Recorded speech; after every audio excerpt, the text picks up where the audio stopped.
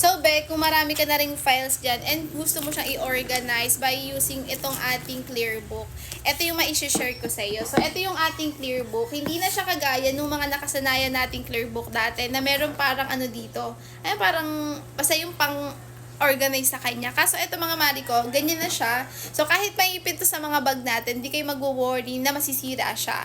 Kasi mga mari ko, yung sinasabi ko dating Clearbook na nakasanayan natin, di ba? Meron nga siya dito. Tapos pag naipit siya sa bag, nasisira talaga siya. Lalo na ako mga mari ko, madalas nasa hospital ako. At pag nabiyahe kami, syempre minsan siksikan, minsan ang dami naming bitbit, naiipit siya at nasisira. Kaya naghanap ako ng ganitong Clearbook na hindi siya sirain yung dito niya. Yung dito sa side na yan. Kasi ayoko din ng paggastos ng gastos. Ayoko nang bili ng kahit ano-ano. So, eto mga mare ko, bali A4 size to mga mare. Kaya perfect to paglagyan ng mga files natin, yung mga papel natin na talagang importante. Lalo na kami katulad namin, madalas kami nasa hospital, yung mga laboratory test namin dyan. Kailangan naka-file siya dito para kapag tinanong kami ng mga doktor, mapapakita namin yung mga previous na naging laboratory test namin. So, eto mga mare ko, mura lang naman siya. Plus, marami kayong color na pagpipilian kung hindi kayo fanatics ng color pink. Kasi ako pink girly ako.